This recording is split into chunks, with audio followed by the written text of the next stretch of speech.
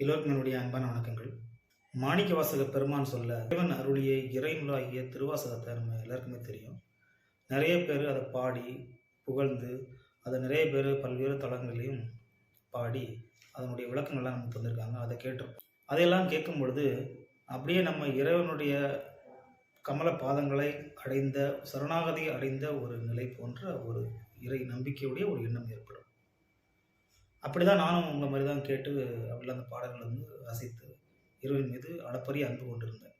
ஆனால் அதே புத்தகத்தை நாமளே வாங்கி அந்த வார்த்தைகளெல்லாம், அதாவது இறைவன் தன்னுடைய கைப்பட எழுதிய அந்த வார்த்தைகளெல்லாம் தொட்டுணர்ந்து அதன் பொருளை நாமே வாசித்து உள்வாங்கும் பொழுது அதனுடைய மகிழ்ச்சி, அதனால் ஏற்படும் மகிழ்ச்சியெல்லாம் சொல்ல முடியல. அது அந்த மாதிரி ஒரு உள்ளார்ந்த இறை உணர்வோடு ஏற்படுத்தக்கூடிய ஒரு பிரம்மாண்டமான ஒரு மகிழ்ச்சியாக இருக்குது.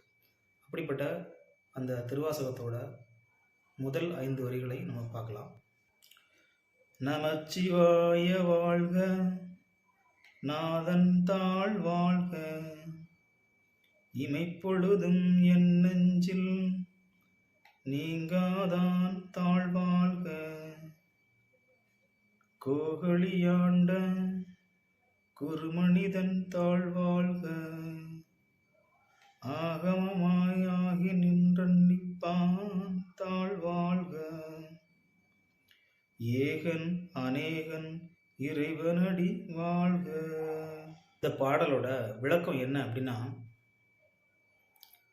நமச்சிவாய எனும் மந்திரத்தை நான் வணங்குகிறேன், சிவபெருமானின் திருவடிகளை நான் வணங்குகிறேன், கண்ணிமைக்கும் நேரமும் எனது உள்ளத்தில் நீங்காதவனாய் இருக்கக்கூடிய இறைவனுடைய திருவடிகளை வணங்குகிறேன், திருக்கோகலி தலத்தில் ஆட்சி செய்து அருளிய சிவகுருநாதனின் திருவடிகளை வணங்குகிறேன், சிவ ஆகம பொருளாய் நின்று அந்நெறியை பின்பற்றும் அடியவரை அணுகி அருளச் செய்வனுடைய திருவடிகளை வணங்குகிறேன், தனக்குத்தானே ஒருவனாகவும் பலராகவும் விளங்குகின்ற சிவபெருமானின் திருவடிகளை வணங்குகிறேன்.